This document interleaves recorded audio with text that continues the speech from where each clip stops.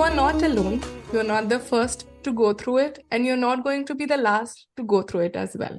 A quote by Dwanye Johnson, we all famously know as The Rock.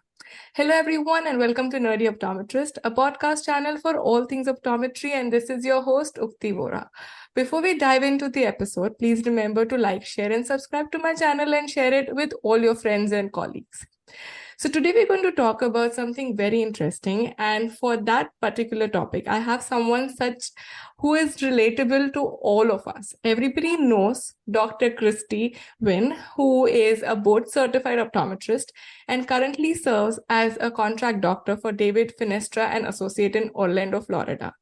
And this is the second time Kristie is joining us on this podcast. So you know she's a true nerd, even though we all know her as an icon, an optometrist, a brand ambassador, an entrepreneur, a mom, and she's a true diva.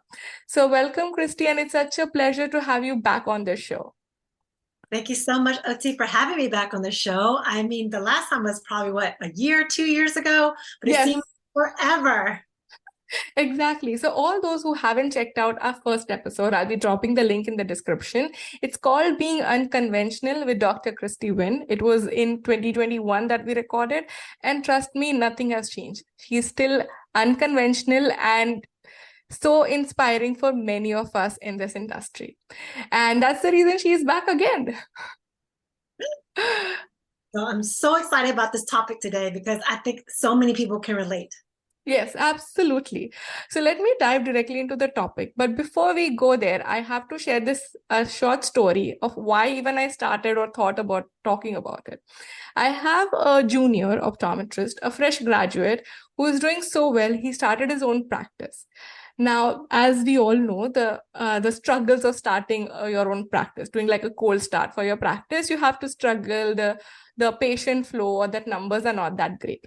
Meanwhile, when you open your social media, you will see 1 million people getting all the exciting things done in their professional life. And he started questioning his success and he thought of like diving into different things. And I'm like, but why are you doing that?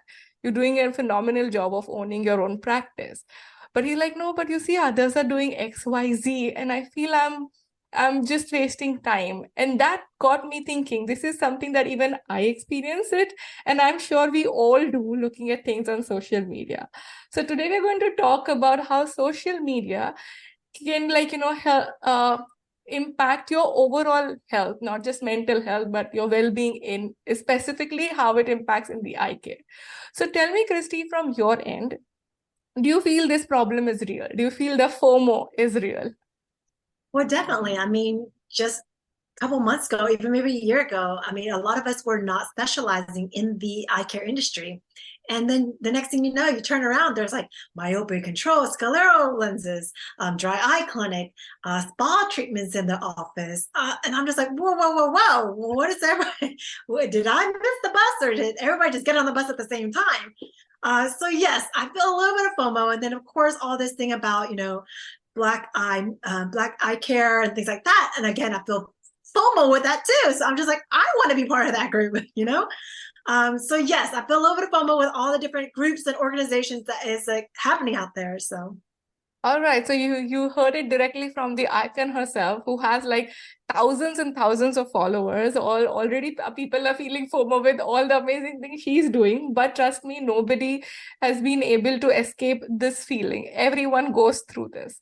But I think it's also very important to talk about it, especially now that everybody is on social media. Can you tell us a little bit about how do you try to strike a healthy balance between engaging in social media? Because you are there to kind of inspire and spread happiness to all of us in the industry. But how do you maintain a balance of just being positive and not making it, negatively impact you? So what I do is I do follow some of our colleagues online. So I try to be mindful and purposefully comment on their posts to support them. But I have to remind myself each time I do that, hey, just because they're good at it doesn't mean you have to try to go be good at it, because we can't all be good at the same thing. And it's great. I mean, let them be the guru of dry eyes, let them be the guru of scleral lenses, because I'm not very good at those things. And as much as FOMO as I have, I know that it's just not one of my passions. So I try to limit to just maybe 10 accounts a day or something like that I make comments on. But then I was like, now I need to make sure that I'm looking to fill my cup. Like, what are ideas that I can use for my own content so that it can be original and it doesn't look like everything everybody else is doing. So it's good that you are watching what your colleagues are doing, but also not copying them exactly, because their audience might be your audience. So you want to come up with something a little bit different, a little bit more you. And so you're all able to share your own voice on social media. Yeah, absolutely. And how important do you think it is to be on social media for people who are struggling that? Because I know sometimes even I feel this, that the way you post or the way many people post, they're so good at it, but it does not come sometimes naturally for me to kind of post that regularly. And I feel like, you know what, I'm going to take a break at this time.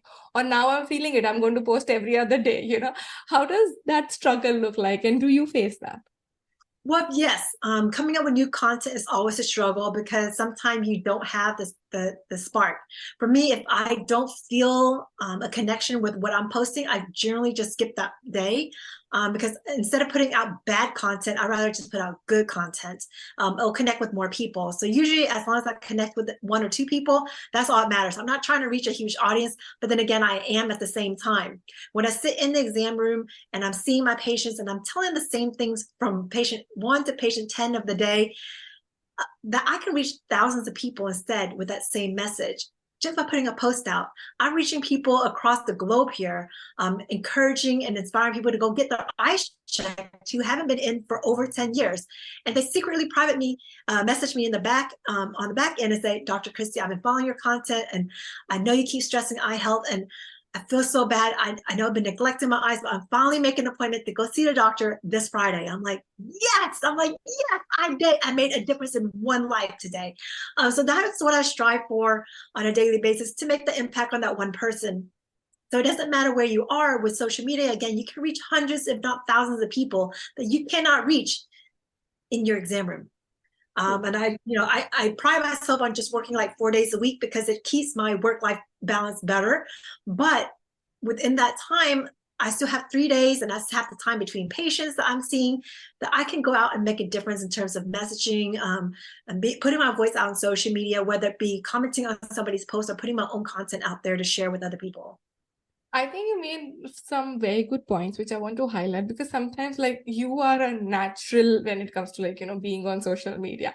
We'll get on the struggle part, but like at least for the audience, it feels like you're naturally out there. But there might be people who feel that no, I don't want to be on social media in terms of creating content. But you said one very good thing, that you don't always have to create a content. You can always comment and show your presence. And that is something which I really emphasize to people I talk to. I'm like, it's okay if you don't want to create content, comment on it, upload the person who has taken the effort, just be there. And that also is a huge support, and people will know about you because you are reading it or you're making yourself out there. Any thoughts for people who don't want to be on social media, but they still have to be?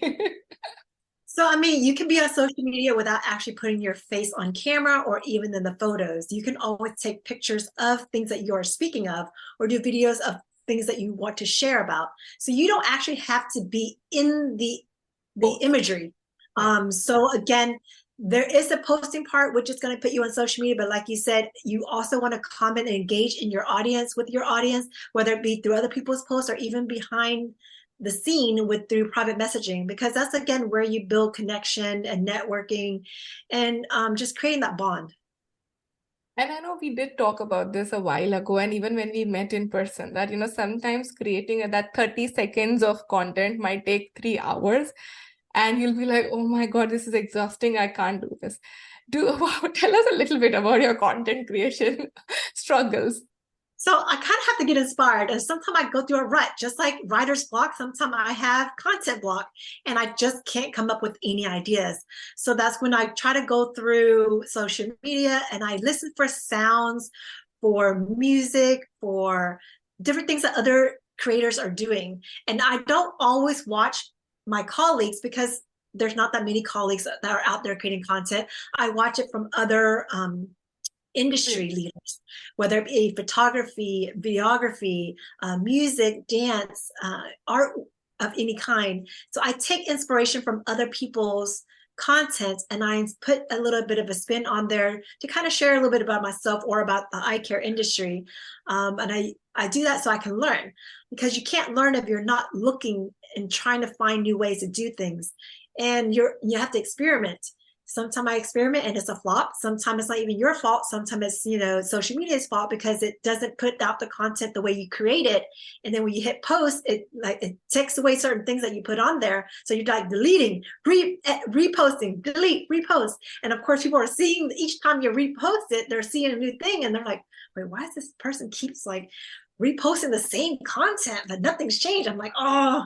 So that kind of happened to me today with some glitch going on. But after a while, I was like, you know what? I'm just gonna put it out. Whoever sees it, sees my post, and we'll make it work. Well, yeah, I am glad you did point it out, because sometimes it feels seamless in the front, but the struggles are real. And I also wanted to highlight one other topic, which is, of course, talked multiple times, but it's also important to talk and address today, is the imposter syndrome, right? Like, we all are putting so much content, or we're trying to do what we like in whichever way or format possible. But there's always this feeling that you're not good enough. Do you feel that? Yes. And I don't know if it's the new algorithm they put out there, but sometimes when I don't get as many likes or engagement on my post, I'm like, maybe my post doesn't mean anything. Maybe it's not hitting, reaching the audience that it needs to reach. Should I even continue to do this? Should I just stop? Like, maybe I don't know. Maybe they're bored with me. Maybe I could just stop on social media. So I'm like, I don't know. But then, I'll get a couple of like behind the scene texts going, Dr. Kristie, don't you ever stop. I'm totally watching your content, even if it's just me. I'm like, you're so nice. So it's like, don't pay attention. Yes, it hurts sometimes. And, of course, I look and I compare myself to some of my other friends who have like hundreds of likes on their posts and like tons of engagement. I'm like, why can't my audience do that sometime? I know when they see it, they tell me when they see me in person, but they're not showing me the love online. So I feel like I'm such a loser. So I don't know. Maybe it's just me, but I'm sure other people feel the same way. And then I'm like, that's what, at the end of the day, I was like, you know what? I'm sure that one person liked my post today. That's it. Somebody shared my post. That's okay. I think that is phenomenal. And actually, while I was doing a research for this episode, right, and I was thinking of what to name it, and there were like so many names that came up for like, how to post or position this episode. One that came was like from likes to loneliness. And I think that was so apt, because sometimes we are so trapped in this whole likes and followers. And I went through a phase where I would like open my Instagram every few minutes to see, oh, someone liked. Oh, the minute you post, you keep on like, my entire focus was like, do I have more followers? Do I have more likes? How many people saw it? Then I actually had to consciously decide. I'm like, I'll just post and keep my phone away for an entire day. It's okay what happens, whoever sees it. Let me just breathe and enjoy the process of posting things and going through that anxiety of the likes and the comments and like shares and repost. So I had to consciously like stop myself, and I'm like, why did I even start doing podcasting? Was to enjoy it and not focus on the likes. So I think it makes perfect sense when the day is busy at work and then I can't touch my phone. So then I'm not constantly checking to see what are the updates on my posts. So I totally feel you there. Like, so it's a curse. I think it's a curse being a content creator. But then how do you manage, like, apart from these content creations and the struggle you said, right? But do you feel that, do you ever feel this pressure of likes and subscribers and followers? And if yes, how do you manage that? Well, it's like yes and no, because I started this journey not looking to grow an audience. It grew on its own. So that kind of took me by surprise. So I've never been the person to go, my goal was to hit this many followers by this time. I'm not that I'm not that driven. My goal is just to reach as many people as I can through my message, whether it be just, like I said, one person across the world or even just 10 people. So I'm not looking, it would be nice to have a bigger audience. It would be great to say, wake up one day and say, oh my God, I got 10,000 new followers. That would be amazing, but what would that 10,000 followers do for me? Would they be the kind that would support me in my business? Would they be the kind that would support me in my content? Would I get some kind of paid collaboration deal with them? So what will I get out of it? Because if I don't, then why would it matter that I get 10 more thousand followers if the 1,000 is loyal? Right. So, That's very true. And I liked how you kind of described and help us better understand, like, don't get trapped in the number games, because having, say, 100,000 followers doesn't mean you're going to get more value out of it compared to someone who has 10,000 loyal followers. So I'm glad you kind of hit that point really well. Did you ever experience any negativity through your post or through your content creation? Can you share about that and how did you deal with it? I think I've only had like maybe 2, maybe 3 like negative comments. And it wasn't even about what I was posting. So that kind of took me off guard and say, well, why did they even post that? It had nothing to do with what I posted. So sometimes it's just their comment on what my image that I post. And so I take that and I was like, block, delete. And that's basically it. I don't want to spend a lot of time on it because I'm the type of person that if I surround myself with negative thoughts, it starts to permeate and then it starts to seep in and it makes me very groggy and like angry. So if I just delete, I'm just like, well, it's just that one person and their one thought. So delete. Love it. I like that, we're also talking about the negative things because we already know the good parts about social media. And as you already highlighted, the good thing about connecting people and making a difference in one person's life, maybe as much as possible, like trying to reach one life at a time.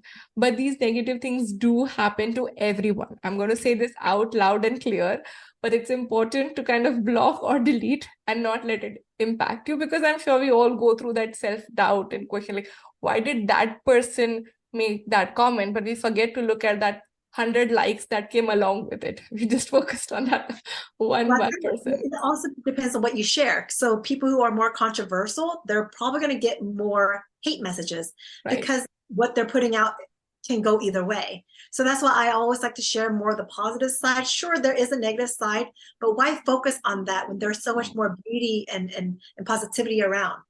So focus on the happy stuff.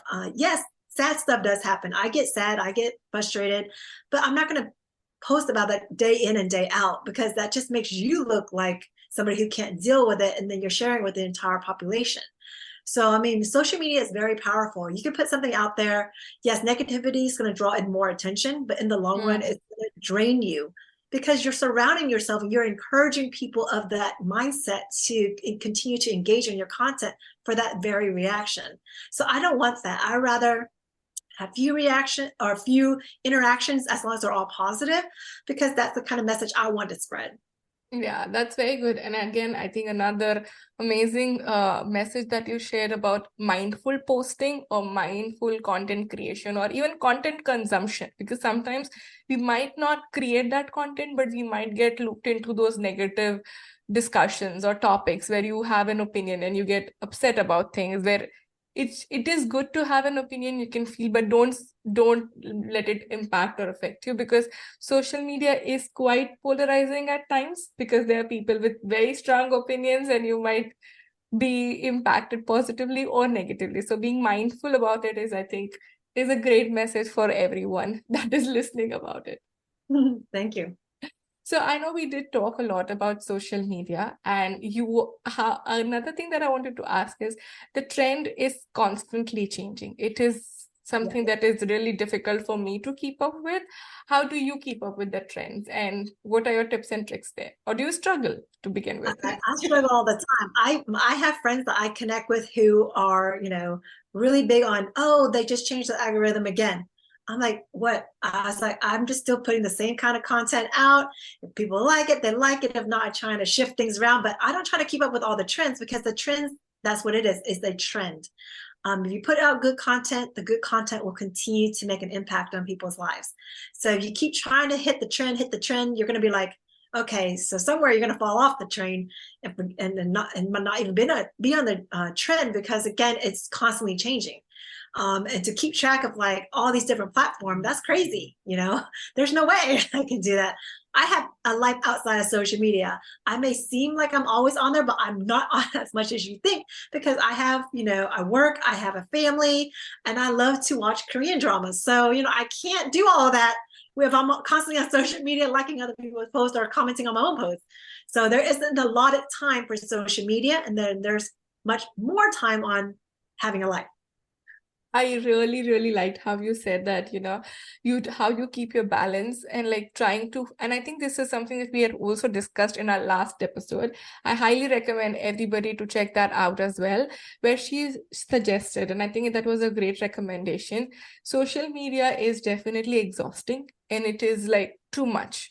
So try to select your social media where you want to kind of create your content and stick to those maybe 1 or 2 platforms, because it's impossible to manage all unless you have a marketing agency doing that for you. Then that's great. But otherwise, I'm sure Kristie can attest to the fact it's a full-time job. It is. And I mean, you can be on social media like literally all day if you allow it. But where would that leave you? Why are you living not in the present with the people around you? And why are you putting yourself through, this platform or any platform like for an extended amount of time? I mean, I understand some people work and that is their job, but again, you only work from like 8 to 5 or whatever. So clock in your time and then clock out, That's wonderful to kind of like box your time in the sense, okay, I'm going to spend say 20 minutes, 30 minutes, and make it productive use of that time, even though it might feel for people that, oh, she's always on social media. But I think that's if you can do all of this mindfully and still make others believe you're always on social media, that's an amazing tip for all of us. I know, you were like, you're always on there. I'm like, am I?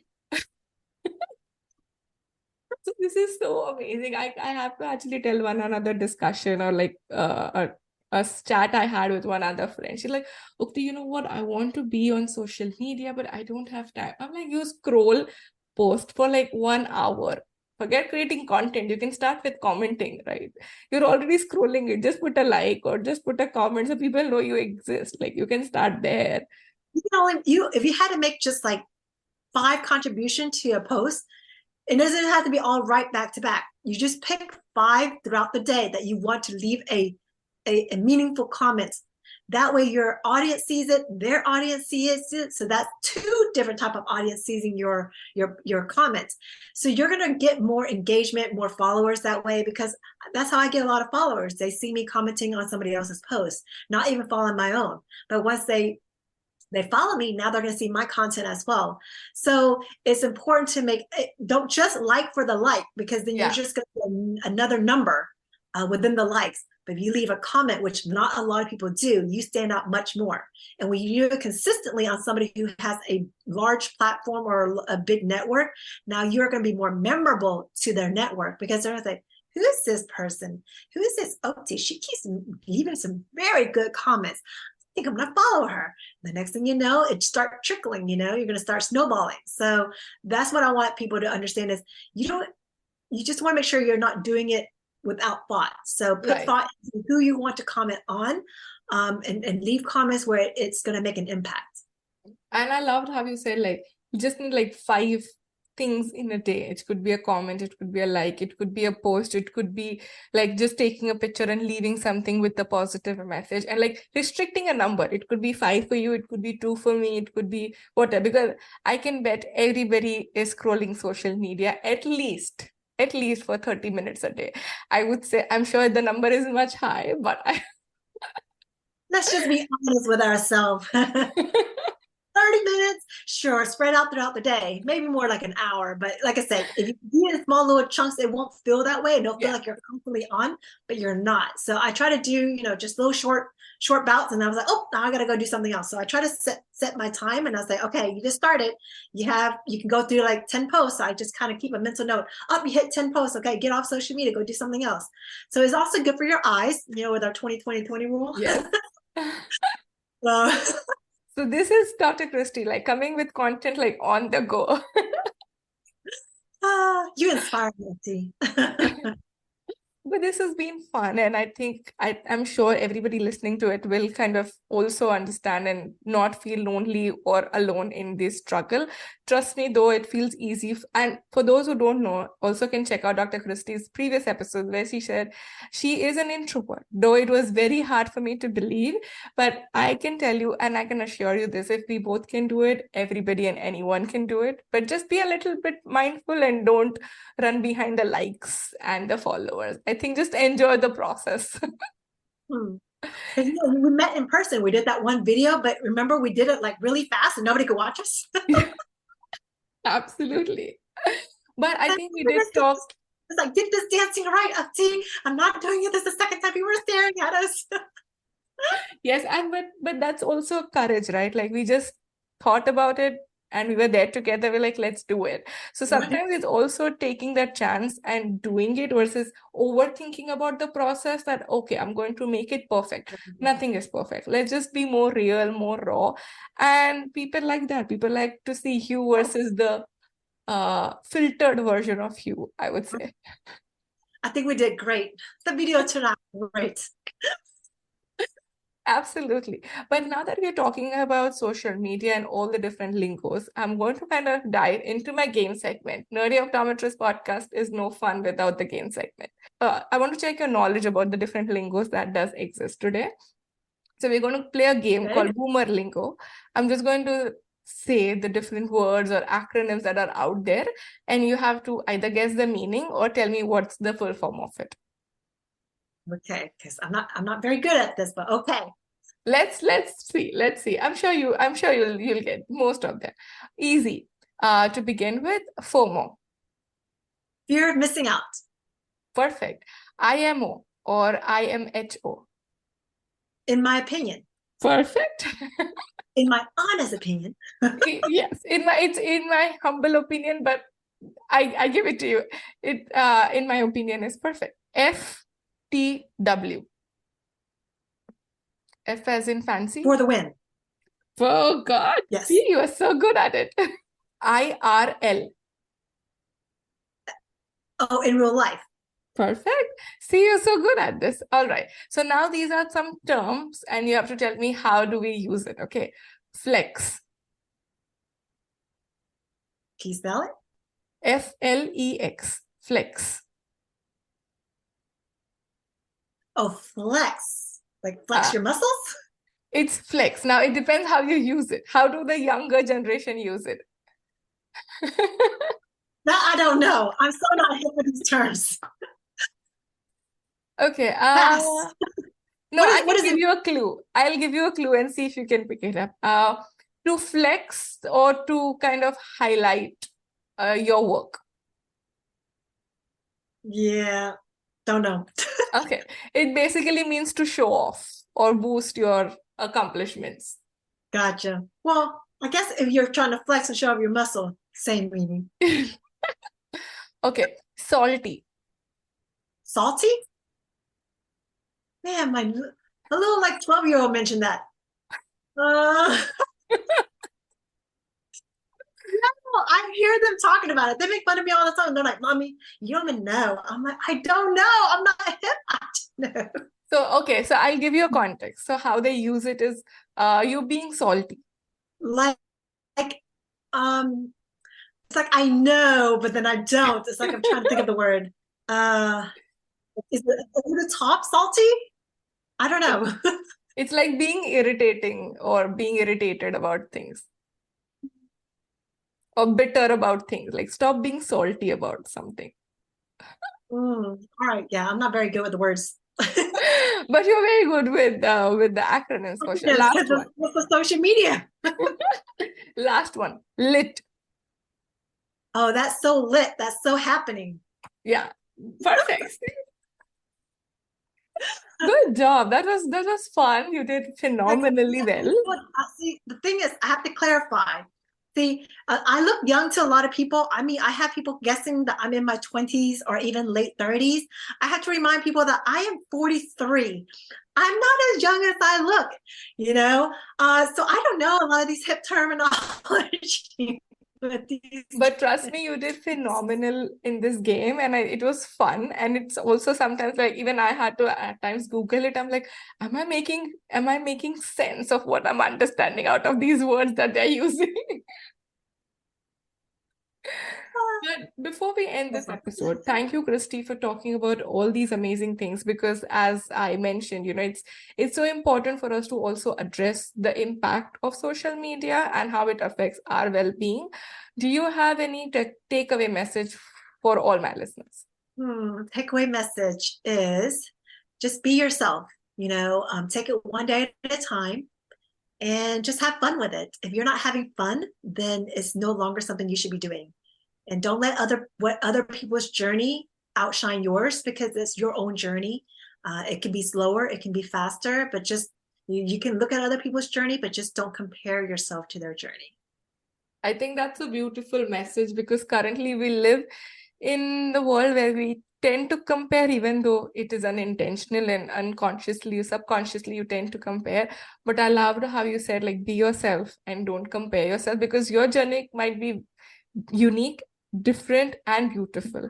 And as you have mentioned earlier as well, you are unconventional and you're inspiring everyone else to be unconventional and special as well. Thank you once again, Kristie, for your time. It's always a pleasure to chat with you and get inspired with you.